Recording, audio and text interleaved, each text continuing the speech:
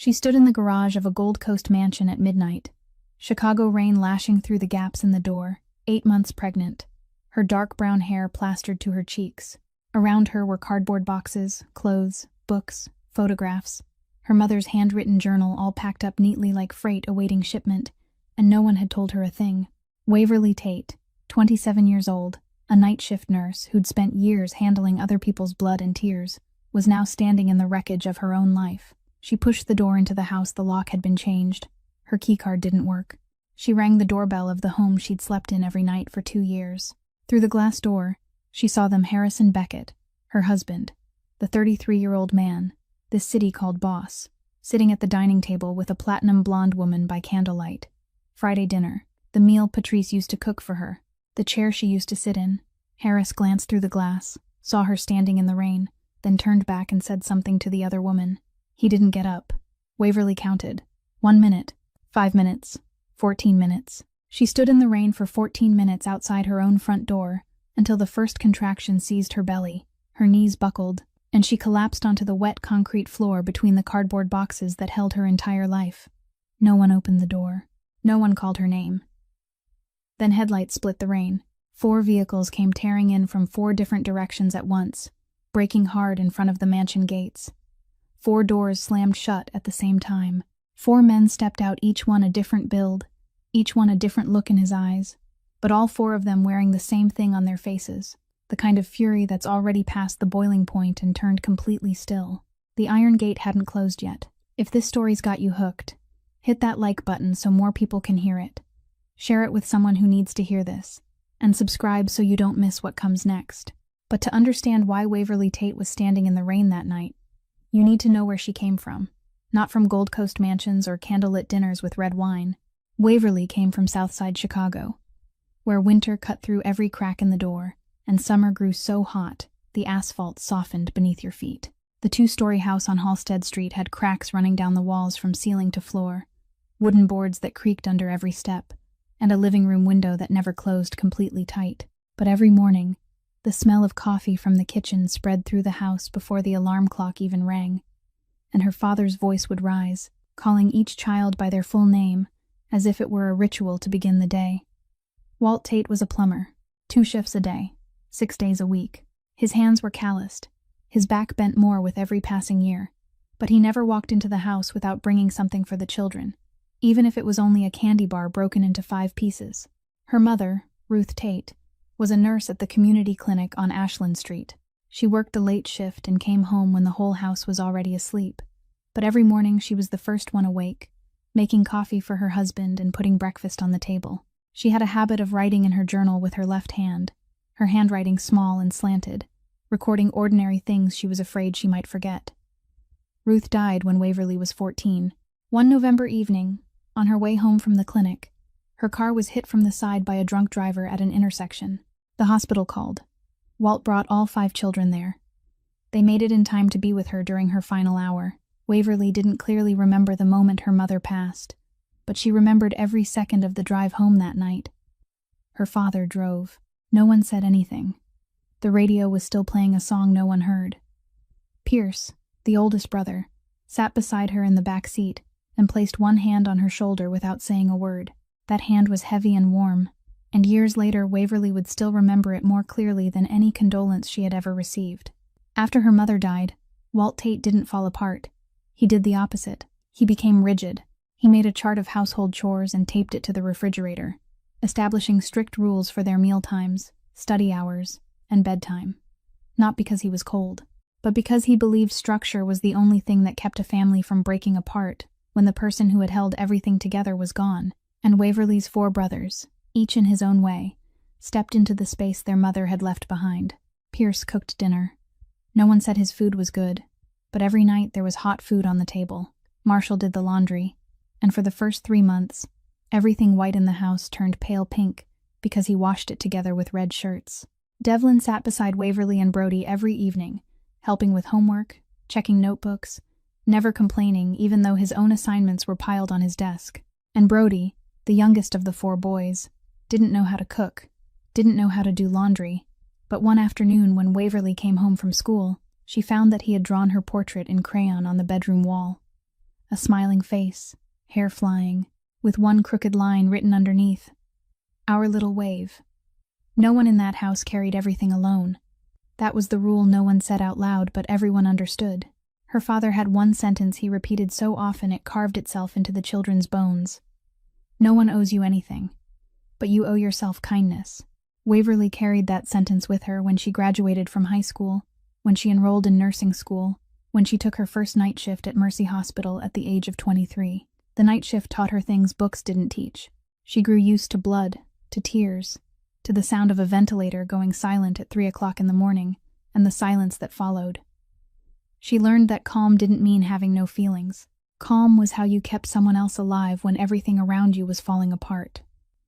And in the drawer of the nightstand in her small apartment, her mother's handwritten journal still lay there. Soft cover, curled corners, the last page holding the beginning of a sentence Ruth never had time to finish. Waverly had never written more into it. She kept that journal the way she kept her mother's voice. A voice time could blur but never completely erase.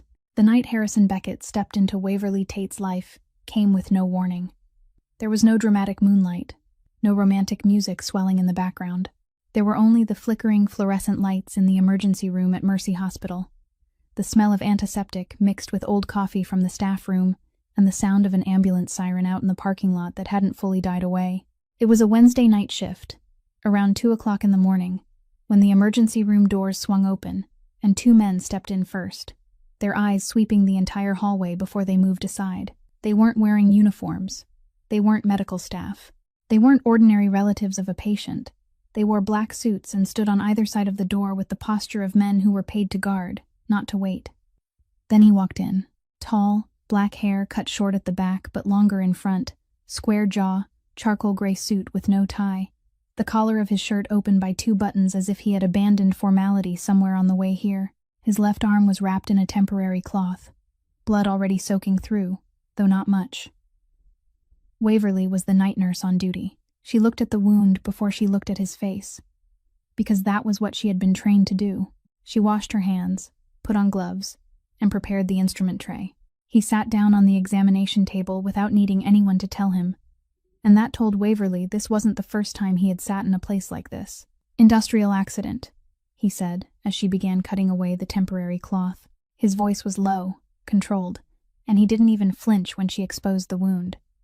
Waverly didn't ask, not because she wasn't curious, but because after 4 years of night shifts at Mercy, she had learned that the real story was never told in the emergency room. People told the version they wanted you to hear, and her job was to stitch the wound, not open another one. She worked in silence. Disinfectant, local anesthetic, 7 stitches, even, precise, spaced the same distance apart. He watched her through the entire process, and Waverly knew he was looking, but she didn't lift her eyes. Not because she was shy, but because there was no reason to. When she finished bandaging him and wrote the antibiotic instructions, he asked, "You aren't going to ask anything?" Waverly tore off the prescription slip and placed it on the table beside him. "The wound has been stitched. Keep it clean. Don't soak it in water for 7 days. Change the bandage every morning. If it gets red, swollen, or starts draining pus, come back." Then she walked away. She didn't look back. She didn't say anything more. And Harrison Beckett, the man half of northern Chicago called Boss, in a lower voice than usual, sat there watching a night shift nurse treat him like any other patient at 2 o'clock on a Wednesday morning. He wasn't used to that. People either feared him, tried to flatter him, or looked for a way to take advantage of being close to him. No one had ever simply finished the job and walked away. 1 week later, he came back, not because of the wound. The stitches were healing well. Anyone could see that. He came at the end of the night shift, stood in the east hallway where the row of plastic chairs waited for patients' families, and waited. Waverly got off work at 4 o'clock in the morning. She pushed the door open and saw him sitting there. A different suit, same style, no bodyguards this time. Or maybe they were standing out in the parking lot. He didn't explain why he was there. She didn't ask. She only sat down on the bench outside the emergency room because her legs were tired after 12 hours of walking back and forth, and he stepped outside and sat beside her, keeping enough distance not to intrude, but close enough to talk. "Why did you choose this work?" he asked. It wasn't a polite social question. He asked as if he truly wanted to understand why someone would willingly spend every night among blood, tears, and death. Waverly was silent for a few seconds. Then she told him. Not much. Her mother had been a nurse. Her mother died. She chose to continue the road her mother had left unfinished. That was all. No drama, no demand for pity. Just the truth, spoken in an ordinary voice at 4 o'clock in the morning on a bench outside the emergency room. Harris said nothing for a very long time. So long that Waverly thought he had lost the desire to talk. Then he turned toward her, and in the weak yellow light from the parking lot, she saw something heavy in his eyes. Something she had seen in patients who sat alone at midnight in waiting rooms but had never named. I haven't met anyone who talks about loss without asking for pity, he said. Waverly looked at him. Not at the boss of northern Chicago. Not at the man with 2 bodyguards and a watch on his wrist worth more than her entire apartment. She simply saw a tired person, sitting on a plastic bench outside the emergency room at 4 o'clock in the morning, allowing himself, for the first time in a very long while, to look exactly the way he felt. After that night on the hospital bench, Harris didn't disappear, but he didn't rush in like a storm either. He came slowly. In a way, Waverly didn't realize she was being carried along until she was already in the middle of the current. Their first meal together was at a small noodle shop in Chinatown, the kind with no English sign, plastic chairs, bright white lights, and a handwritten menu taped to the wall. Harris ordered in broken Mandarin, just enough to make the owner laugh softly, and Waverly realized it was the first time she had seen him look truly comfortable since that night in the emergency room. He didn't take her to an expensive restaurant. No limousine. No 100 roses. Their next meetings were walks along the shore of Lake Michigan before dawn, when she had just finished the night shift, and he, for some reason, was always awake too. They talked about small things. She told him about the 80-year-old patient who called for a nurse every night just to have someone to talk to. He told her about the first time he had to fire an employee and couldn't sleep for 3 nights afterward. She didn't know what kind of employee that had been, or what firing truly meant in his world. She only heard a man trying to give her the most honest pieces of himself he dared to offer. Waverly knew Harris had money. That was clear from the watch, from the car he drove himself to pick her up, from the way restaurant employees stood a little straighter when he walked in, but she didn't ask how much, and he didn't show off. He said he ran nightclubs and imported high-end liquor. She nodded. Not because she was naive, but because she respected boundaries, and partly, deep inside, she wasn't ready for the answer to break what was being built. 6 months passed. Waverly didn't move in with Harris, but his coat began appearing over the back of a chair in her apartment, and the second coffee cup on the kitchen counter every morning became something she looked forward to without saying it out loud. Then, one Sunday afternoon, she did the laundry. An old habit from Southside. She always checked pockets before putting clothes into the machine. Her hand touched something small, hard, wrapped in soft cloth. She opened it. A ring, not too large, not too glittering, but clearly not something someone accidentally left in a coat pocket. When Harris came that evening, she placed the ring on the kitchen table between 2 cups of coffee. He stood in the doorway, looked at it, and for the first time Waverly saw Harrison Beckett truly flustered. Not theatrically flustered. He stood there like a man who had planned hundreds of things in his life but didn't know how to say one single sentence to the woman standing before him. "When were you planning to ask?" Waverly said, her voice as ordinary as if she were asking what he wanted to drink. Harris opened his mouth, closed it, then exhaled. "I bought it 3 weeks ago. Every night I meant to ask. Every night I put it away again." Waverly looked at him, looked for a long time. Then she said, gently but without hesitation, "If you ask, the answer is yes." That was the truest moment between them. No kneeling, no music, no sunset sky, only 2 cups of coffee, 1 ring on the kitchen table, and 2 people looking at each other with the understanding that this decision would change everything. When Waverly told her family, her 4 brothers reacted exactly according to who each of them was, but only Brody's question stayed with her the longest. "Are you happy?" She said yes, and at that moment, she was telling the truth. The wedding was small, family only, in an Italian restaurant Harris rented privately for the evening. Waverly wore a simple white dress, did her own makeup, and when she stepped out, Harris looked at her in a way she had never seen him look at anyone, as if he had forgotten who he was outside that room. The first 3 months were the closest thing to happiness Waverly had ever known. Harris came home every night. He cooked breakfast himself, the eggs always a little burned around the edges, but she never said so. He laughed more. The staff in the house said they had never seen the boss like that. The Gold Coast penthouse was so large it took Waverly 2 weeks to get used to all the rooms, but she never let it define her. She still called Patrice, the housekeeper, by her name. She still made her own coffee every morning, even though someone was always ready to do it for her. Then everything began to change. Not loudly, not suddenly, just like water rising in the night. You don't notice it until your feet are already wet. The first sign was a phone call at midnight. Waverly woke to the vibration of Harris's phone on the nightstand. He picked it up, left the bed, stepped into the hallway, and closed the door behind him. She lay still and listened, not to the words, but to his voice. Harris's voice through the closed door was no longer the voice she knew. It was cold, sharp. Each word cut short as if every syllable carried consequences. When he came back to bed, Waverly pretended to be asleep. He lay down and didn't hold her. "Just work," he said into the darkness, even though she hadn't asked. The following week, strange men began appearing at the penthouse, always in Harris's private office, the door always closed, the meetings lasting for hours. They weren't ordinary businessmen. Waverly recognized that from the way they sat, always facing the door, never turning their backs outward, their eyes sweeping the room before they settled. The habits of people living in a world where vigilance was a condition for survival. Harris wasn't absent. That was the hardest part. He still came home every night, still sat at the dinner table with her, still asked how her day had been. But he began sleeping with his back turned, began showering the moment he stepped through the door instead of holding her first, began checking his phone with a new password she didn't know. He was present, but he had already left, and Waverly realized that the absence of someone lying right beside you hurt much more than the absence of someone far away. Then came the evening when she did the laundry again. The same old habit, checking pockets. This time it wasn't a ring. Her hand stopped when she thought of Harris's knuckles through the shirt he had taken off. Not touching the shirt itself, but that morning, when he had reached for his coffee cup, she had seen them. Purple bruises on the knuckles of his right hand, spreading from the middle joints to the back of his hand. Harris said he had hit a shelf in the liquor warehouse, but Waverly was a nurse. She had seen enough bruises in 4 years of night shifts to know bruises on knuckles don't come from hitting a shelf.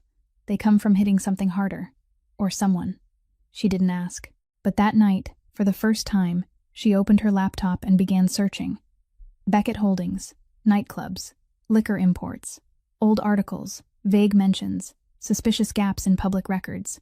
And then, one afternoon when Harris was away, she looked for insurance papers in the locked cabinet in the bedroom. She didn't find insurance papers. She found 2 passports. 2 different names. 2 nationalities. The same face. Waverly sat on the bedroom floor for 15 minutes, her back against the side of the cabinet, the 2 passports on her lap, and understood that she had married a man she had never truly known. She put them back exactly where they had been, locked the cabinet again, and said nothing. Not because she was afraid, not because she was foolish, but because every time she looked at Harris, she still saw the man on the hospital bench at 4 o'clock in the morning, the man who had said, "I haven't met anyone who talks about loss without asking for pity." And she loved that man enough to give him one more chance to explain. Then one more. Then one more after that. That was Waverly Tate's tragedy. It wasn't that she didn't see. She saw everything. But she loved. Genevieve Marchetti didn't enter Waverly's life with thunder. She entered with a polite knock on the door, with a precisely measured smile, and with high heels whose every step knew exactly where it was going. The first time Waverly saw her was at a dinner Harris hosted for a group of partners at a private restaurant in River North. Waverly arrived 10 minutes late because her shift had run long, and when she stepped into the dining room, the table was already full. Harris sat at the head of the table, and in the seat to his right, the place that by every social convention should have belonged to his wife, a woman was sitting. Platinum blonde hair cut at the shoulders, amber brown eyes, perfectly shaped brows, a black boat-neck dress fitted just enough to suggest confidence without needing to display it. Her perfume reached Waverly before Waverly even had time to sit down. The kind of perfume you didn't buy at a department store, the kind you had to know existed before you could find it. Harris stood when he saw Waverly, pulled out a chair for her on the other side of the table, and introduced them. "This is Genevieve Marchetti, the company's financial attorney. Genevieve turned to Waverly, with a smile Waverly had seen on many patients in the emergency room, the kind of smile people used when they wanted you to feel comfortable while they were assessing every detail of your face. Waverly, finally. It's so nice to meet you. Harris has mentioned you a lot. Her voice was warm, evenly paced, without a single unnecessary word. Then she looked at the dress Waverly was wearing, the dark blue dress she had bought on sale at Nordstrom Rack, and said, "I like this color on you. Very natural." No one else at the table heard anything wrong, but Waverly heard it. Natural wasn't a compliment. It was a way of saying, "You don't belong here, but you're trying, and that's sweet." Dinner continued. Genevieve spoke with Harris in a language Waverly didn't belong to. Company names, tax structures, transaction codes, asset strategies. Not because Waverly wasn't intelligent, but because that was a world she had never been invited into, and Genevieve knew exactly how to use that language to draw a circle with only two people inside it, herself and Harris. Waverly sat on the other side of the table, silent, watching, and for the first time, she felt like a guest in her own marriage. After that dinner, Genevieve didn't appear in the house. She was far too clever for that. She appeared everywhere outside the house. At partner dinners, she sat beside Harris.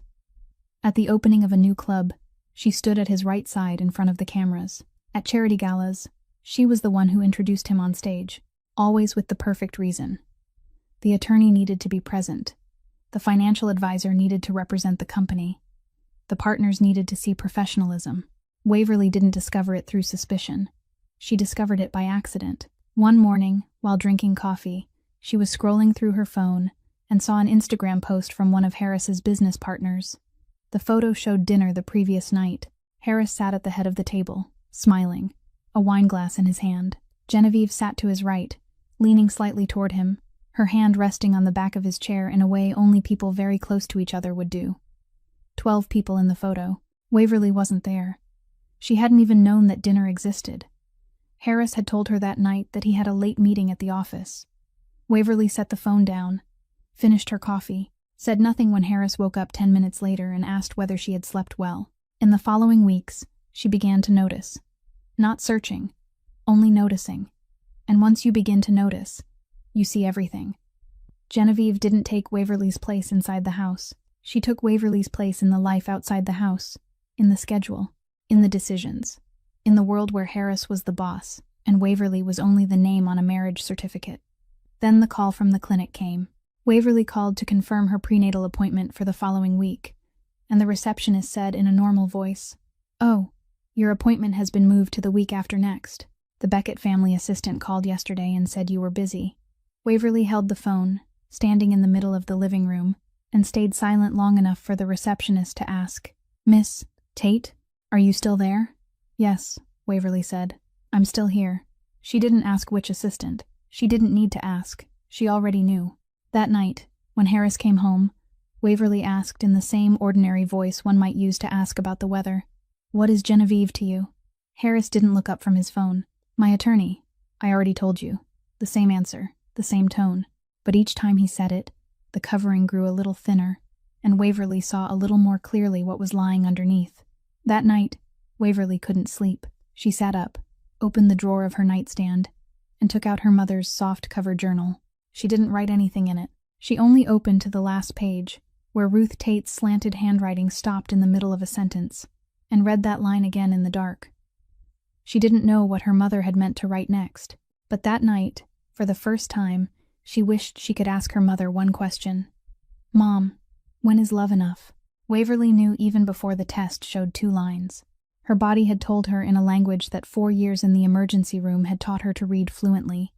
The slight nausea in the morning, the brief metallic taste on her tongue when she drank coffee, the tenderness in her breasts, and a kind of exhaustion different from night shift fatigue. She went to the clinic alone on a Tuesday afternoon, sat in the waiting room among other women flipping through magazines, and when the doctor confirmed it, she only nodded. She didn't smile. She didn't cry. She only placed a hand on her stomach and thought, "So that's it. Another life has just attached itself to mine, and I need to know whether the baby's father wants that or not." She decided not to tell him. Not because she was afraid, but because she wanted to test something. If Harris truly still saw her, if he was still paying attention to her body, to even the smallest change, then maybe there was still something left to hold on to. 2 weeks passed. Waverly began losing her ability to drink coffee. She left her morning cup untouched on the kitchen counter for 3 days in a row. She slept more. She ate less at dinner and then snacked at midnight. Small changes, but to someone who was paying attention, they would have been as clear as warning lights. Harris didn't notice, not because he was blind, but because he had stopped looking. On the 15th day, Waverly decided to tell him, not because she couldn't wait any longer, but because waiting longer wouldn't change the result. She chose to say it in the car, on the way back from a dinner she had to invite herself to because Harris hadn't asked her to come. He was driving, eyes on the road. The radio was playing soft jazz, the kind he always turned on when he didn't want to talk. Waverly lowered the volume. "I'm pregnant. No lead-in. No Harris. I need to talk to you." Just those words, falling into the space between them like a stone dropped into still water. Harris braked hard. The car stopped in the middle of the intersection, the yellow light turning red, horns blaring behind them. He didn't look at her. He stared straight ahead, both hands gripping the steering wheel, and Waverly saw his knuckles go white. "Now?" he said. Then, as if the question itself hadn't been enough, "Why now? Not really. Not, that's wonderful. Not any reaction a pregnant wife would want to hear. But now, as if the baby were a meeting placed on the wrong schedule." The light turned green. Harris kept driving, and for the next 10 minutes, he talked about security, about risks, about enemies whose names Waverly didn't know, about how a child would become a weakness in the defense system he had spent so long building. He talked about protective measures, about schedule adjustments, about increasing personnel. He talked about everything connected to the baby except the baby. Waverly sat still and listened, and when he stopped the car in front of the penthouse, she understood it as clearly as she understood a blood test result. To Harris, the news that she was pregnant wasn't joy, it was a risk that needed to be managed. The following week, a black SUV began appearing. It didn't belong to a stranger. Waverly recognized it the second time she went to her prenatal appointment, parked half a block from the clinic, with the same license plate she had seen outside the grocery store the day before, and outside Mercy Hospital when she stopped by to visit an old coworker, and outside the coffee shop where she sat alone every Sunday morning. Harris had assigned bodyguards to follow her. When she confronted him, he didn't deny it. "You're carrying my child," he said, reasonable, calm, as if this were a negotiation and not a marriage. "There are people out there who don't want me happy. You need to be protected." Waverly looked at him. "I don't need protection from the outside," she said. "I need you to protect what's inside." He didn't answer.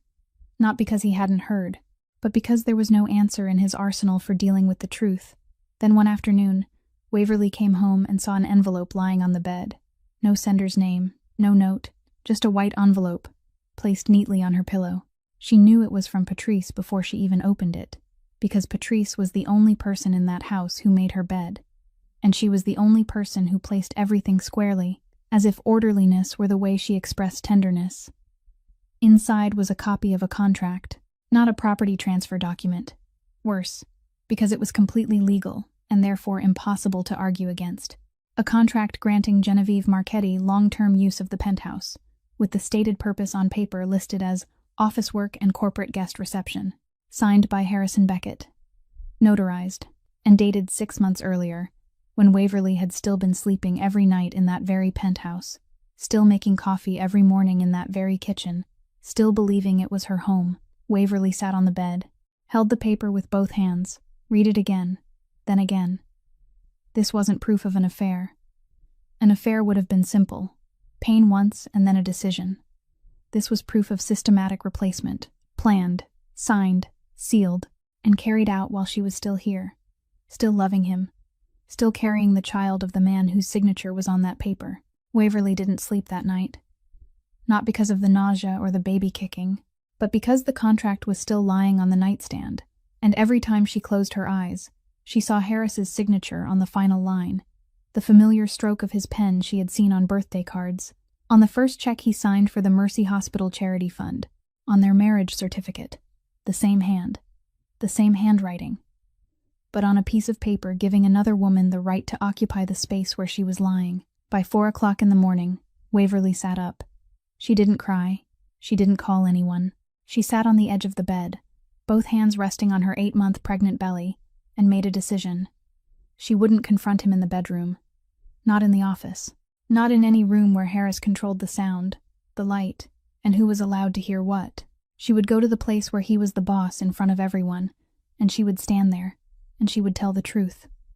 Saturday night. Harris's nightclub in the West Loop.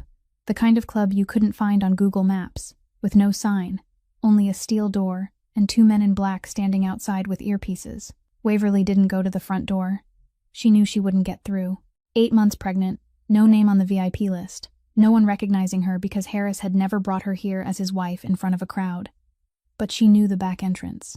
The staff entrance through the alley, past the kitchen, up the service stairs, straight onto the VIP floor. Harris had taken her that way 5 times during the first 3 months of their marriage, when he wanted to avoid curious eyes, when he kept her like his most beautiful secret. That passage had once been a privilege of love. Tonight, it became the entrance for truth. The kitchen staff recognized her. A few people nodded. No one stopped her. She walked through the kitchen, hot and heavy with the smell of oil and grilled meat, past the service stairs with exposed brick walls, and pushed open the door to the VIP floor. Music crashed into her, low, heavy, the bass shaking the floor. The lights were dark, with only blue and purple neon sliding across the walls. The smell of expensive liquor, cigars, and perfume mixed together. And in the farthest corner, at the main VIP table, Harris sat at the head, black suit, collar open, a glass of whiskey in his hand. 6 partners sat around him, and on his right, in the place Waverly had seen in the Instagram photo, Genevieve Marchetti sat leaning slightly toward him, her platinum blonde hair catching the neon light, laughing as she said something that made the whole table nod along. Waverly walked forward. Her 8-month pregnant belly didn't allow her to move quickly, but she didn't need speed. She needed every step to be clear, deliberate, saying that she knew exactly where she was going and why. The first person to notice her was one of the partners. He looked up, his glass stopping halfway to his mouth, his eyes widening a little when he saw a pregnant woman walking across the VIP club floor at 11 o'clock at night. The second was Genevieve.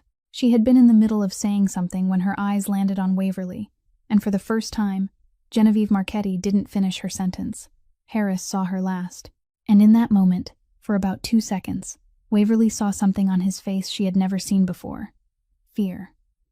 Not fear of her, fear of what she was about to say in front of the people sitting around that table. Waverly pulled an empty chair from the next table. No one stopped her. She placed it right next to Harris, forcing Genevieve to slide her chair back, sat down, and let the silence stretch for exactly 3 breaths.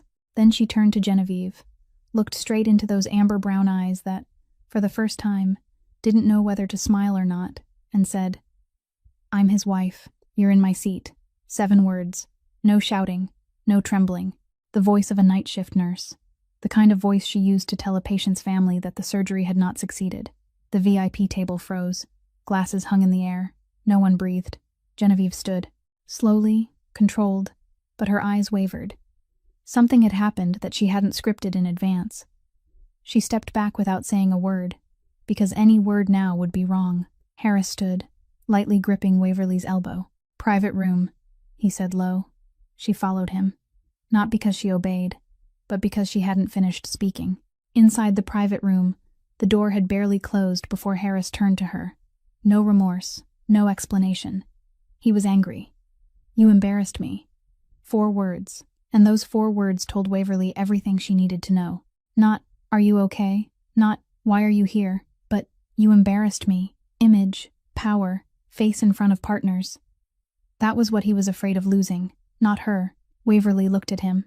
Calm, clear, the same way she had been calm when she stitched 7 stitches into his arm on the first night.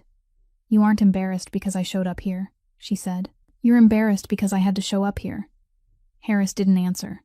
Not because he hadn't heard, but because she was right, and he knew she was right, and nothing in Harrison Beckett's world had prepared him for the moment when the truth was spoken, in a calm voice, by the woman he had once loved enough to buy a ring for and hide it in his coat pocket for 3 weeks. Waverly walked out of the private room, through the door, back onto the VIP floor. The music was still playing. The lights were still spinning. But as she walked through, the crowd parted on its own. No one stopped her. No one spoke. Not because she was frightening, but because the truth was walking through them. 8 months pregnant, back straight, eyes dry, and no one in that room wanted to touch it. 2 days after the night at the club, nothing happened. That was the most frightening part. No argument, no conversation, no Harris sitting across from her and saying, "We need to talk." There was only silence, the kind of silence Waverly had learned to read during 4 years of night shifts, the silence of a patient's body no longer responding before the monitor gave a flat signal. Harris still came home, still slept in the bed, but he didn't look at her. Not avoiding her eyes, but looking through her, as if she had become part of the furniture he no longer needed to notice. On Monday morning, he left the house at 6 o'clock. Waverly heard the door close, the car engine start, and then silence returned.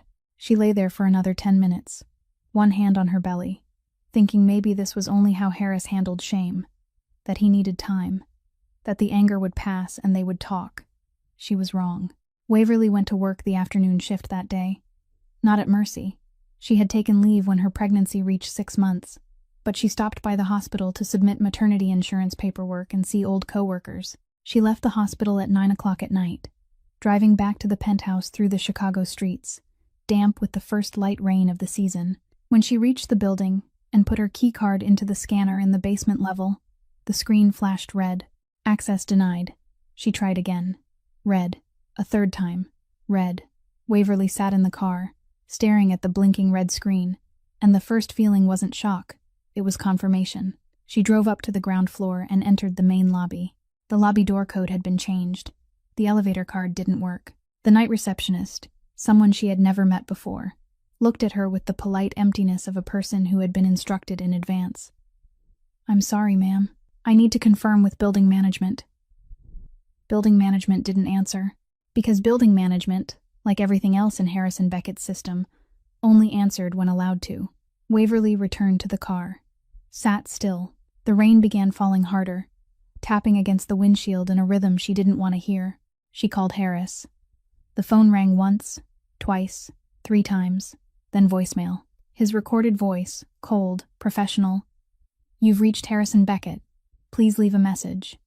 She didn't leave a message, because leaving a message meant accepting that he had the right to choose when he would hear her speak. She called Patrice. Patrice answered after half a ring, and the first thing Waverly heard wasn't a greeting. It was a heavy, shaking breath, the sound of someone trying not to cry. "Patrice," Waverly said. "What's going on?" Silence stretched for 3 seconds. Then Patrice's voice broke open, small, exhausted, carrying the shame of someone forced to deliver a message she hated. "I was asked to leave this morning. Miss Marchetti said I didn't need to come back." Waverly held the phone. Rain struck the car window. She heard every word, and each one fell into place like the final pieces of a picture she had seen for a long time, but had refused to complete. Patrice, who had been in that home for 11 years, who knew exactly how Harris took his coffee, who made Waverly's bed every morning with the neatness Waverly called tenderness, who had quietly left the envelope on the bed to warn her, had been fired. Not by Harris, by Genevieve Marchetti, and Harris hadn't stopped it. "Patrice," Waverly said, her voice calmer than she thought it could be. "Thank you, for everything." The housekeeper began to cry out loud. "I'm sorry, sweetheart. I'm sorry." Waverly ended the call, sat still for 1 minute, then she drove away. No destination. She only drove, through wet streets, past red lights and green lights, past night bars and bright convenience stores. And she thought about the security code, the key card, the elevator password, the receptionist who couldn't get anyone to answer, Patrice being fired, and she understood that Harrison Beckett hadn't thrown his wife out of the house. He didn't need to do anything that crude. He only had to change the system, and the system would throw her out for him. No one needed to say, "He knows." The lock code had said it. The password had said it. The revoked access had said it. Patrice's 11 years of service erased in one morning had said it. All of it said the same sentence Harris never had to open his mouth to speak. Then, she remembered, the backup garage code, the one Patrice had given her during the first week she moved into the penthouse. "This code is for delivery staff," Patrice had said then. "It's in the secondary system. No one remembers it exists, but it always works." Waverly turned the car around, drove back to the building. entered the garage through the side entrance, typed the code, green light. The gate opened, and she stepped inside. The familiar basement garage, where she had parked her car every day for 2 years. But tonight it was different. Along the eastern wall, arranged in a neat row, were cardboard boxes, her clothes, her books, wedding photos. And in the top box, left open, she saw the familiar corner of a soft cover, her mother's journal, packed with everything else, like freight waiting to be shipped. Waverly stood among those cardboard boxes, one hand resting on her belly, rain slipping in through the gap beneath the garage door behind her. And she understood, clearly, finally, with no room left for hope. This was the last time she would stand inside this home, not because she had chosen to leave, but because this home had chosen that she no longer belonged to it before she had even had the chance to ring the doorbell. Patrice didn't go home after she was fired. She drove her old Toyota out of the penthouse building's parking garage at 10 o'clock in the morning, and instead of turning right toward Pilsen the way she did every day, she parked at a coffee shop 3 blocks from the building and sat there. She didn't drink anything. She only sat looking out through the glass, her hand gripping her car keys tightly, and thought. For 11 years, she had worked in that penthouse. For 11 years, she had known that Harrison Beckett woke at 5:45, drank black coffee with no sugar, and read the news on his tablet for exactly 12 minutes before putting on his suit.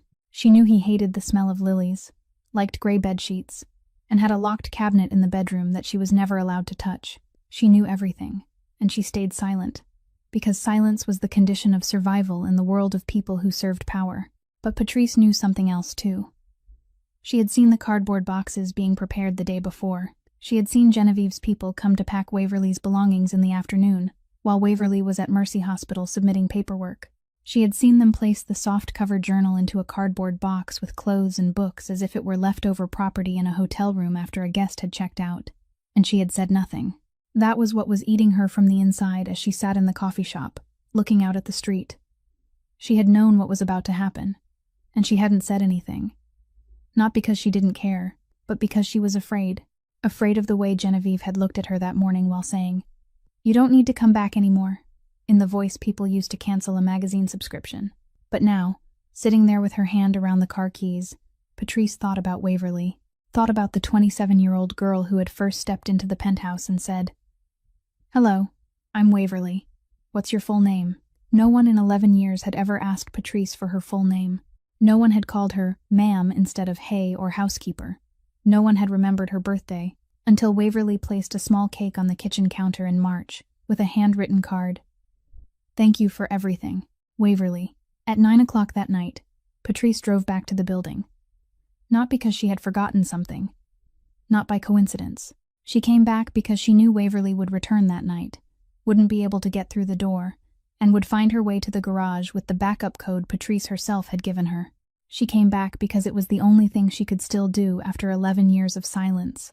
She entered the garage through the alley walkway, the one building staff used to take out the trash, and she saw Waverly, sitting on the concrete floor, her back against a cardboard box, both hands wrapped around her belly, eyes open but looking at nothing. Rain had slipped in through the gap under the garage door, gathering into a small puddle a few steps away from her. Patrice didn't scream, didn't run to her. She walked over slowly, knelt beside Waverly, and placed a hand on her forehead. Cold. Her skin was cold. "Waverly," she said softly. "Can you hear me?" Waverly turned her head. Her eyes took a few seconds to focus. "Patrice?" Her voice was hoarse, weak, as if she had been sitting there longer than her body could bear. Patrice didn't call emergency services. She knew that any call going through the official system would reach Harris's ears within an hour. This building, the ambulance service in this district, the nearest hospital, all of it lay inside his sphere of influence. And Patrice, after 11 years in that house, didn't trust Harris to do the right thing. She called Jerome, her nephew, the only person she trusted at that moment. "Bring the car to the building, back garage entrance, right now." Jerome arrived in 15 minutes. He didn't ask anything. He helped Patrice lift Waverly to her feet, helped her into the back seat of the old car, and drove away through the rain. Patrice took Waverly to a familiar clinic. The doctor checked her quickly but carefully. Low blood pressure, dehydration, physical exhaustion. The baby was stable. "The baby is healthy," the doctor said. "But the mother isn't." She needs rest, water, food, and someone beside her. Patrice stood outside the examination room while the doctor checked Waverly. She leaned against the wall, arms folded across her chest, and for the first time that day, she allowed herself to shake. Not because she was cold, because she was relieved, because Waverly was still all right, because Patrice had come back in time. She took Waverly to her small apartment in Pilsen. 2 bedrooms, old wooden floors, 3 pictures of saints hanging on the wall, the same ones she had brought with her from her homeland when she came to America 30 years earlier. She spread clean sheets in the small room, added extra pillows, and poured a glass of water to place on the nightstand. Waverly stood in the doorway, looking around. The room was smaller than the spare bathroom in the penthouse, but the sheets were clean, the pillow was soft, and on the nightstand there was a glass of water someone had already poured for her. "You don't have to do this," Waverly said quietly. Patrice stood at the door, looked at her, and for the first time, said the truth she had held inside for 11 years. "I worked in that house for 11 years. I served rich, powerful people, and not one of them looked at me like I was a human being. You were the only one who treated me like a person. This glass of water isn't a favor. It's what I owe you." Waverly said nothing. She only nodded, lay down, and within 5 minutes, she was asleep. Her first sleep in 2 days, but it didn't last. At 3 o'clock in the morning, Waverly jolted awake. Her heart was racing, sweat on her forehead. She had heard a car outside, an engine moving slowly, as if someone were driving past the apartment and watching. She sat up in bed, both hands gripping the blanket tightly, eyes fixed on the window where the streetlight shone through the thin curtains. The sound of the car came closer, slower, then stopped. Waverly held her breath, counted. 1 second, 2 seconds, 5 seconds. Then the engine rumbled, the brakes hissed, and the vehicle rolled away. A garbage truck. Only a garbage truck collecting trash at 3 o'clock in the morning, the way it did every night in Pilsen. Waverly breathed out, lay back down, but she couldn't sleep anymore. She lay on her side, eyes open, staring into the dark, and for the first time since everything had begun, she felt something she had never felt with Harris before. Not anger, not sadness, not disappointment. Fear. She was afraid of the man she had once loved enough to say, "If you ask, the answer is yes," at the kitchen table with 2 cups of coffee. She was afraid of him now in a way she had never feared any midnight emergency, any delirious patient, any monitor sounding flat, because those were things she had been trained to face. But no one had trained her how to face the moment when the person she loved became the person she feared. On the second night in Patrice's apartment, Waverly woke at 2 o'clock in the morning and knew she wouldn't fall asleep again. Not because of the sound of a car this time, not because of fear, but because of something heavier than fear, something she had forced down to the bottom of her chest since the night in the garage, finally rising to the surface and refusing to sink again. She left the bed, walked barefoot down the short hallway, past the small living room where 3 pictures of saints hung on the wall, looking down with gentle eyes she didn't feel worthy of receiving in that moment, and went into the kitchen. Patrice's kitchen was small. Old wooden cabinets, a white counter yellowed slightly at the corners, the refrigerator humming steadily in the dark. Waverly didn't turn on the light. She sat down on the floor, her back against the lower kitchen cabinet, her knees drawn up against her 8-month pregnant belly, and when that posture settled into place, when her back rested against the cold wood and her arms wrapped around her knees, she realized she was sitting exactly the way her father had sat, in the kitchen on Halsted Street, at 3 o'clock in the morning, after the night her mother died. Walt Tate had sat alone on the kitchen floor, both hands wrapped around a cold cup of coffee, eyes fixed on nothing. Waverly had been 14 then, standing in the kitchen doorway, watching her father, not daring to step in, not daring to call out to him, only standing there and memorizing the sight of the strongest man she knew sitting on the floor and looking as if gravity had doubled. Now she was sitting in the same posture, the same hour, the same darkness. But when the tears began to fall, for the first time since everything had begun, it wasn't because she was repeating her father. It was because she was repeating her mother. A woman alone, pregnant, in the middle of the night, in a kitchen that wasn't hers. Ruth Tate had once been a woman alone on her way home at midnight after a shift, tired, thinking about tomorrow's breakfast, thinking about the 5 children sleeping at home, thinking about the cup of coffee she would make for her husband before he woke. and her mother had never made it home. Waverly cried, not sobbing, not wailing. She cried the way people cry after holding it in too long, silently, tears sliding down both cheeks and falling onto her pregnant belly, her shoulders trembling softly without making a sound, as if her body had become so used to hiding pain that even when it broke, it still tried to be as small as possible.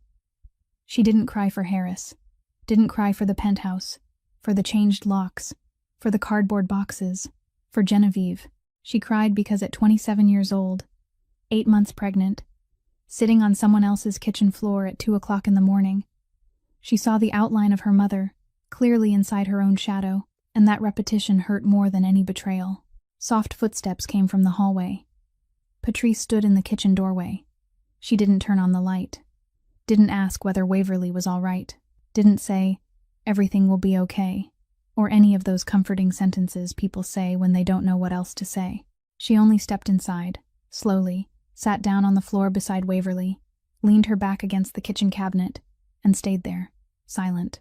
Two women, sitting on the floor of a small kitchen in a Pilsen apartment, one 60 years old, one 27, darkness around them, the refrigerator humming, and neither of them saying a word. They sat that way until the first light slipped through the kitchen window, thin and gray as ash, and the darkness pulled back slowly without disappearing completely.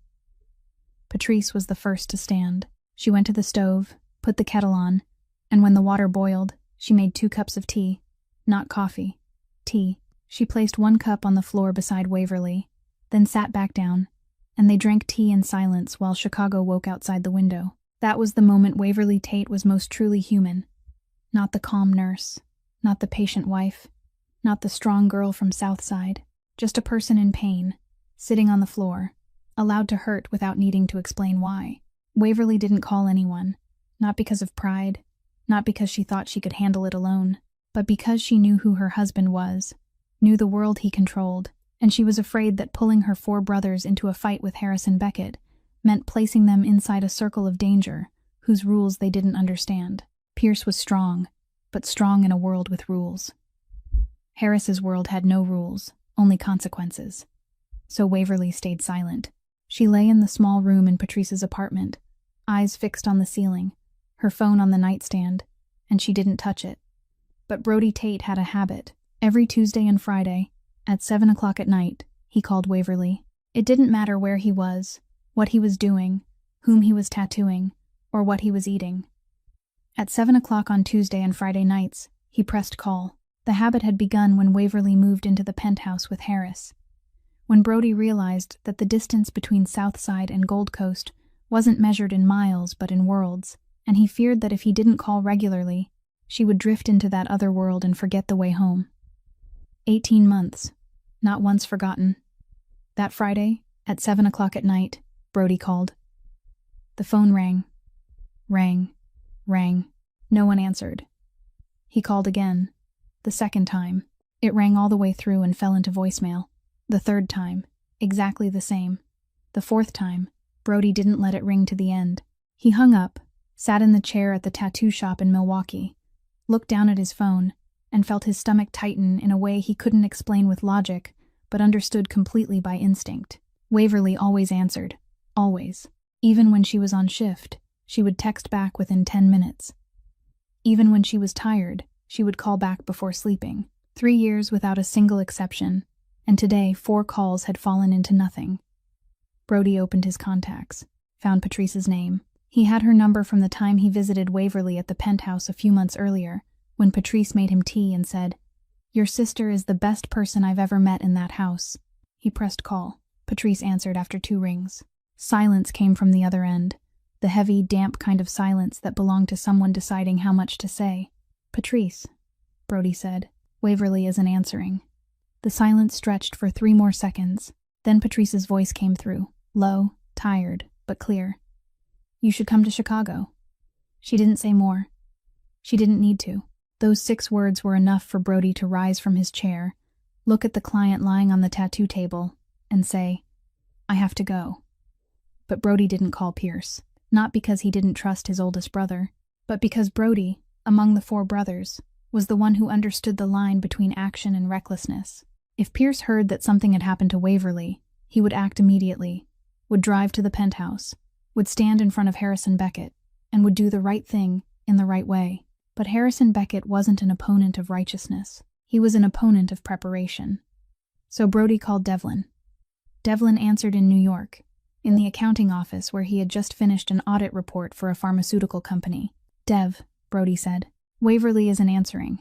Patrice says we should come to Chicago." Devlin didn't ask anything else. He set the phone on the desk, turned off his computer screen, and opened a folder he had created the day Waverly got married. The folder had no name, only dates. Inside were 2 years of his quiet tracking of Beckett Holdings' finances, not because he didn't trust Harris, but because Devlin Tate didn't trust anyone when it came to his sister.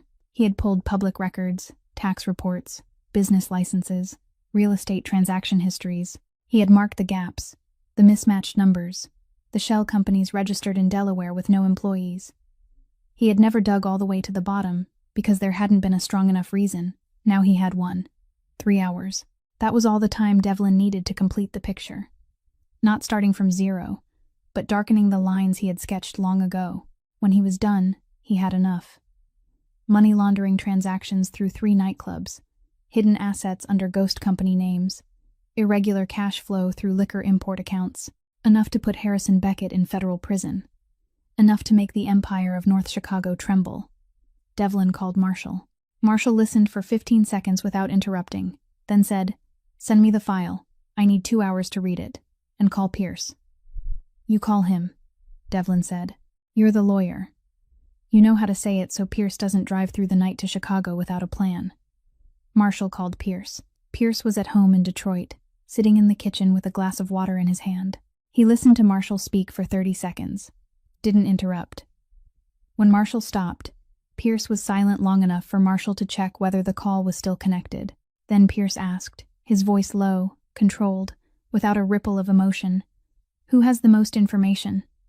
"Devlin." "Let me talk to Devlin." That was all. No shouting, no cursing, no vow to kill anyone.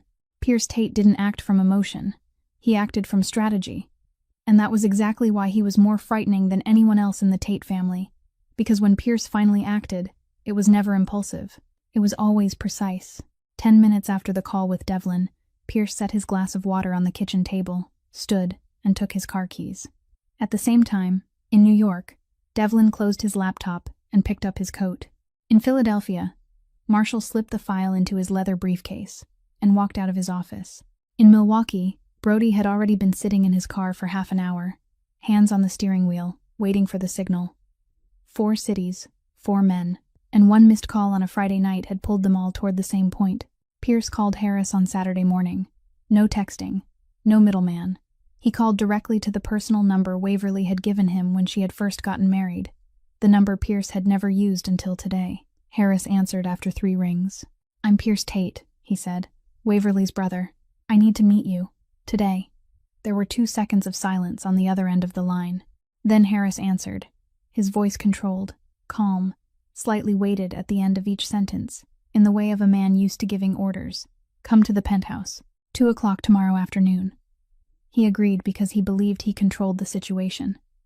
The penthouse was his territory. His guards were in the lobby. His cameras were on every floor. He had faced people more dangerous than his wife's 4 civilian brothers. Traffickers from the East Coast, bosses from the West Side, men who carried histories of violence thicker than tax files. In Harris's eyes, the 4 Tate brothers were a 1-hour meeting, and then it would be over. That was the greatest mistake Harrison Beckett made that year. 2 o'clock in the afternoon, 4 men walked into the penthouse lobby. Pierce led the way, dark gray suit, no tie, his back straight in the way only years in the military could train into a body. Marshall followed right behind him, his steps quicker, his energy different, jaw tightening, loosening, then tightening again as if he were fighting himself to stay calm. Devlin came in last on the left, his right hand holding a thin leather briefcase, his face expressionless, his eyes already finished sweeping the entire living room as he stepped inside. Brody was the last one. He wasn't carrying a leather briefcase. He wasn't wearing a suit, denim jacket, tattooed arms showing below the sleeves, and in his hand he held something small, soft-covered, with curled corners. The journal. Harris stood in the middle of the living room, a whiskey glass in his hand, even though it was only 2 o'clock in the afternoon. 2 bodyguards stood near the entrance. He looked at the 4 men sitting down on the sofa across from him, and for a moment, he assessed them the way he assessed everyone. What threat? What weakness? Can they be bought? Can they be frightened? Pierce looked at Harris. He didn't speak right away. He let the silence hang in the room long enough that Harris had to set the whiskey glass down. Then Pierce gave Devlin a slight nod. Devlin opened the leather briefcase, took out 20 pages of A4 paper, bound together, and placed them on the glass table in the center of the living room with a soft click that everyone heard. "Beckett Holdings," Devlin said, his voice as flat as if he were reading a tax report to a client. 3 nightclubs using fabricated revenue to launder money through a fake vendor payment system. 2 shell companies registered in Delaware. No employees, no office, but 6-figure cash flow moving through them every quarter. The liquor import account has 14 transactions over the past 18 months that don't match any real shipment. He stopped, looked at Harris. "I'm not the FBI, but I know people who are." Harris looked down at the file. Didn't touch it. His face didn't change, but Waverly had once told Pierce that when Harris was truly worried, he showed no expression at all, and that was exactly what was happening. Marshall spoke next, taking a small business card from the inside pocket of his jacket and placing it beside the file. "This is the card of a federal prosecutor I went to law school with. He currently works for the Northern Illinois Prosecutor's Office. We still have lunch every month." He left the card there. No threat. No, "I'll send the file." Just placing it on the table as a possibility. And that possibility was heavy enough. Harris looked from the file to the business card, then up at the 4 men. For the first time, he understood he had misjudged them. These weren't 4 civilian brothers who had come to yell in his face and then go home. This was a system, and each person in that system carried a weapon money couldn't buy and bodyguards couldn't block. "Where is your wife?" Harris asked, his voice trying to stay calm. Pierce didn't answer the question. Instead, he looked at Brody. Brody understood. He placed the soft-covered journal on the table, beside the financial file, beside the federal prosecutor's business card. The journal looked small, old, out of place among the legal documents, but it was the heaviest thing on the table. Pierce looked at Harris. "This is my mother's journal. My mother died 13 years ago. Waverly has kept it with her ever since. Every night she couldn't sleep. She opened it and read the last page, where my mother left her final sentence unfinished. That was how she kept my mother's voice." He stopped. "Let silence do its work. You packed it into a cardboard box with clothes and books, stacked in the garage like trash waiting to be shipped." Harris looked at the journal. He didn't look at the financial file, didn't look at the prosecutor's card. He looked at that small, soft-covered notebook with curled corners, and something on his face changed. Not fear, not anger, something worse than both. The sudden recognition that, in the process of removing Waverly from his life, he had accidentally placed the memory of her mother into a pile of discarded things, and that act said more about him than any money laundering file ever could. Footsteps sounded on the stairs. Genevieve appeared at the top of the staircase, wearing a white dress, her hair pinned neatly, her eyes quickly scanning the living room and assessing the situation in 2 seconds. She walked down, her professional smile already prepared. "I think there's been a misunderstanding here. I can help clarify." Marshall turned to her. Didn't stand. Didn't raise his voice. Only said, calmly, as if presenting in court, "Mr. Beckett's attorney shouldn't be present when her client is being threatened by the very file she prepared." The smile on Genevieve's face died. Not slowly. Immediately. She understood, in 1 second, that these men didn't only know about Harris. They knew about her role, about the file she had prepared. Genevieve stood there. Her right hand moved slowly to her briefcase, her fingers tightening around the leather handle as her professional composure slipped away entirely. She tried to maintain her composure, but her authority had completely shattered. Then she backed away, turned, walked up the stairs, and disappeared. Pierce came to Patrice's apartment alone. He didn't bring Marshall, though Marshall wanted to come. He didn't bring Devlin or Brody. He needed to see his sister without the 4 emotional walls of 3 other men standing between them. He needed to look at her, needed to know how she was, and needed to ask her one question that only the 2 of them could answer. Patrice opened the door. She looked Pierce over from head to toe, and in her eyes there was something like relief, like a final guard finally seeing reinforcements arrive. She nodded toward the hallway. Last room. Pierce walked through the small living room, past the 3 pictures of saints on the wall, and stopped at the bedroom door. Waverly was sitting on the bed, her back against the wall, both hands resting on her pregnant belly. She didn't cry when she saw him. Her eyes were dry, awake, and carrying something Pierce recognized immediately because he had seen it in the eyes of comrades after the worst missions, the calm of someone who had crossed to the other side and come back. "Don't do anything stupid," Waverly said. That was the first sentence she said to him. Not, "Thank you for coming." Not, "I'm so scared." But don't do anything stupid. Because even now, Waverly Tate still worried about other people before worrying about herself. Pierce leaned one shoulder against the doorframe, folded his arms. And for the first time that week, something almost like a smile passed over his face. "When have I ever done anything stupid?" Waverly looked at him. Then she laughed. Softly. Briefly. But it was there, and Pierce remembered it because it was proof that his sister was still intact inside. "Tell Marshall not to hit anyone," she said. Pierce tilted his head. "That's harder." She laughed again. This time, 1 second longer. Then the smile faded, and her face returned to what Pierce had seen from the moment he walked in. The absolute clarity of someone who had already made her decision and didn't need anyone to persuade her. Waverly didn't tell the whole story again. She didn't sit there and rewind every event, every night, every betrayal. She reached for the phone on her nightstand and handed it to Pierce. "Look." Pierce took the phone, sat down in the small chair beside the bed, and began scrolling. Call history. 17 calls to Harris's number in 2 weeks. Not one answered. Not one returned. Messages. One way. Waverly sent them. Harris read them. Didn't reply.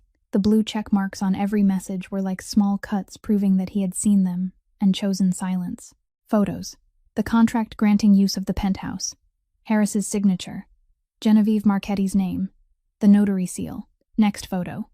Cardboard boxes in the garage. Clothes. Books. The corner of the soft-cover journal sticking out. Next photo. The key card scanner flashing red. Access denied. Pierce scrolled slowly. Said nothing. His face didn't change, but Waverly knew he was reading each photo the way he read a mission map, memorizing every detail, marking every weak point, building the complete picture before giving any reaction at all. When he finished scrolling, he placed the phone on the bed, looked straight into Waverly's eyes. No pity, no anger, only his full attention on her, the same way he had focused on her the night their father drove them home after their mother died, and he placed a hand on her shoulder without saying a word. "What do you want?" Pierce asked. Not, "Are you okay?" Not, "I'll handle it." But what do you want? Because Pierce respected his sister enough to ask instead of deciding for her. Waverly answered at once. No hesitation. No preface. 3 requests, as clear as the medical orders she wrote every night on patient boards. My name on the baby's birth certificate. Harris has no custody rights, and health insurance for the baby until 18. No house. No money. No revenge. No philosophy about forgiveness or peace. 3 requests, and every one of them was for the baby, not for her. Pierce looked at his sister, and in that moment, he saw their mother in Waverly's eyes, the absolute priority given to the child, the kind of priority no one needed to teach because it had already been there before the baby was even born. He nodded. Okay. 1 word. But when Pierce Tate said, okay, it wasn't an empty promise. It was a contract that needed no paper, no signature, no seal. Because the Tate family doesn't sign contracts. They keep their word. Waverly was the one who called. Not Pierce, not Marshall. She held the phone herself, dialed the number herself. And when Harris answered after 1 ring, she spoke in a voice he had never heard from her before. Not angry, not sad, not pleading, only completely neutral, as if she were calling to cancel a dentist appointment. I need to meet you. The coffee shop at the corner of Damon and Schiller. Wicker Park. Tomorrow, 2 o'clock in the afternoon. Alone. Harris was silent for 3 seconds. Then, okay. She chose the place. That was the first thing that was different. Throughout their marriage, Harris had been the one who chose. Chose the restaurant, chose the time, chose who was invited and who wasn't. But this time, Waverly chose the small coffee shop she had passed many times on the way from Patrice's apartment, the kind with large glass windows facing the street, wooden chairs, a menu written in chalk on a blackboard, and not one person inside who knew who Harrison Beckett was. That was the point.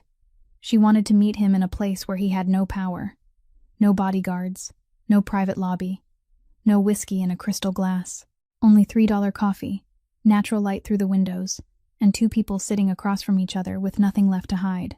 Harris arrived on time. She watched him step in through the glass door and knew at once that something had changed. Not on the outside. He was still tall, still square-jawed, still black-haired, but his suit was wrinkled at the cuffs. There were dark circles under his eyes, and when he crossed the doorway, he didn't scan the room with the habit of a man who always controlled the space. He only looked straight at her, searching for her among the wooden tables and the customers drinking afternoon lattes. And when he found her, he walked over more slowly than usual. He looked like the man in the emergency room that year, tired, unmasked, without control. Just a human being sitting down across from his wife, not knowing where to begin. Waverly didn't help him begin. She placed an envelope on the table, the one Marshall had prepared. Inside were the divorce papers, the agreement granting Waverly sole custody, and the financial commitment. Not a large amount of money. She didn't ask for half the empire. Didn't ask for the penthouse. Didn't ask for cars or jewelry or anything that 2 years in Harrison Beckett's world should have given her the right to demand. She asked only for health insurance for the baby until 18 and an education fund. That was all. Harris opened the envelope, took out the papers, read the first page, turned to page 2, page 3. His eyes moved slowly over each clause, and Waverly knew he wasn't reading with the eyes of a lawyer or a businessman, but with the eyes of a man looking at an inventory of everything he had lost. When he finished reading, he set the papers down on the table, didn't push them back, didn't object. He only sat there, his hands resting on the edge of the table, looking at the papers, silent long enough that the barista behind the counter glanced over, as if she thought they were praying. Then Harris asked, and that question was the one thing Waverly hadn't prepared for. "What's the baby's name?" She paused. Not because she didn't want to answer, but because she hadn't told the baby's name to anyone. Not Pierce, not Patrice, not Brody. She had kept it the way she kept a breath, the last thing that belonged completely to her and the baby, a founder, untouched by anyone else. "Why do you want to know?" she asked. Harris looked at her. Not in the old way, not the way the boss of northern Chicago looked, assessing, calculating, controlling. He looked at her the way he had looked on the hospital bench at 4 o'clock in the morning, when he was only a tired man sitting beside a night shift nurse and telling the truth for the first time. "Because I want to know at least one thing before I sign," he said. Waverly looked at him. For a long time. Then she said the name. Only the first name. No last name. The name she had chosen 3 months earlier. The name she whispered every night while lying in the small room at Patrice's apartment, one hand on her belly, talking to the unborn baby. Harris listened. He repeated that name, softly, slowly, each syllable, as if he were writing it somewhere deeper than memory, somewhere that even if he lost everything, that name would remain. Then he picked up the pen and signed, not because of Devlin's financial file, not because of Marshall's federal prosecutor business card, not because of fear, but because in the moment he repeated his child's name, he saw Waverly more clearly than ever before, more clearly than on the first night on the hospital bench, more clearly than the morning she found the ring in his coat pocket, and he understood, finally, what he should have realized from the beginning. She had never needed him. She had only chosen him, and now she was choosing differently. Waverly stood. She didn't offer a final word, didn't say thank you, didn't say forgive, didn't say hate. She only stood, pushed her chair in gently with the habit of someone used to cleaning up after herself, and walked to the door. The Chicago afternoon light poured in when the glass door opened, pale, gold, warm, the kind of late fall light you only see in the Midwest at around 3 o'clock in the afternoon. She stepped into that light, didn't look back. Harris sat alone. The coffee in front of him had gone cold. The signed papers lay on the table, the ink not yet dry. The barista called over. "Do you need anything else?" Harris didn't answer, because the most honest answer to that question was something he couldn't say to a stranger in a $3 coffee shop on an ordinary Tuesday afternoon in Wicker Park. 3 weeks after that afternoon in the coffee shop in Wicker Park, On an early winter morning when Chicago was covered in the season's first thin layer of mist, Waverly Tate passed through the doors of Mercy Hospital, not as a night shift nurse, but as a patient. The familiar doors, the long accustomed hallway, the sharp smell of antiseptic, but this time she wasn't wearing a white coat. She was wearing a hospital gown, seated in the wheelchair required by hospital policy, and the person pushing that chair was the head nurse of the maternity ward, a woman who had worked with her through more than 3 years of night shifts. When Waverly was brought into the delivery room, the head nurse bent down, took her hand, and said softly, "You've spent the past few years taking care of everyone here. This time, let us take care of you." Waverly nodded, and for the first time in a very long while, she allowed herself to be cared for without feeling guilty about it. Downstairs, in the hospital cafeteria, 3 men sat around a white plastic table, machine coffee in front of them, and no one drinking. Pierce sat with his back straight, eyes fixed on the entrance, silent. Marshall sat beside him, one foot hooked over the chair rung, arms crossed over his chest, occasionally breathing out heavily before falling silent again. Devlin sat across from them, phone on the table, eyes lowered but not reading anything. No one said a word.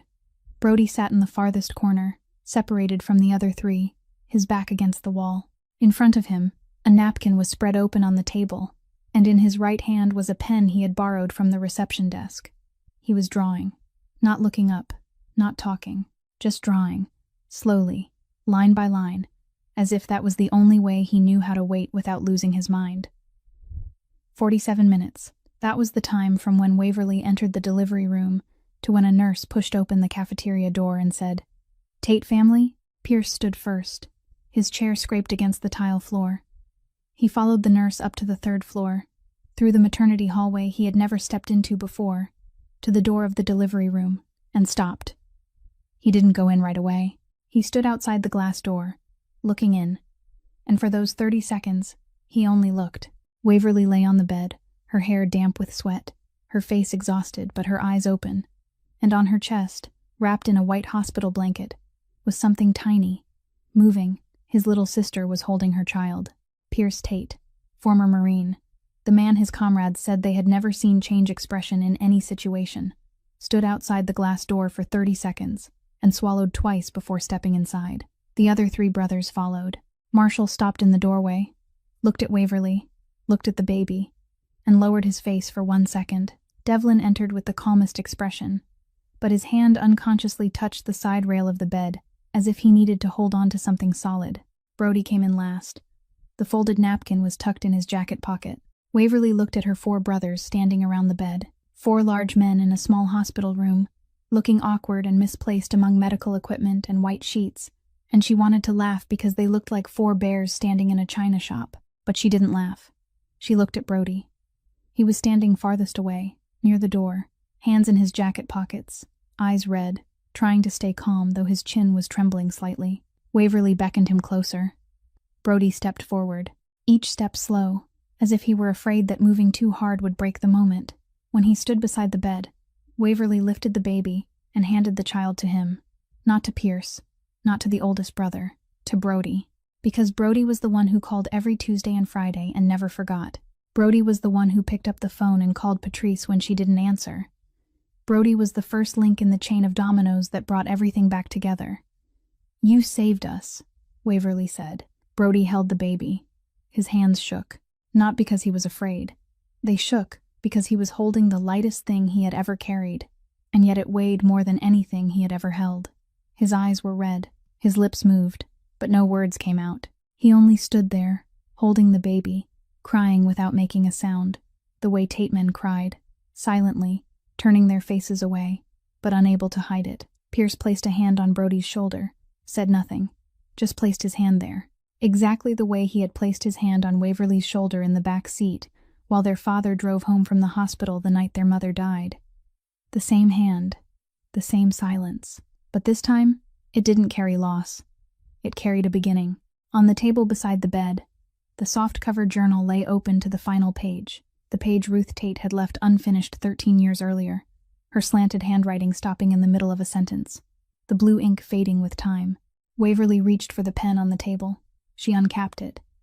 And for the first time in 13 years, she wrote in her mother's journal, Beneath Ruth's unfinished line, in a slanted handwriting just like her mother's, Waverly wrote the baby's name, the birth date, and the final 3 words.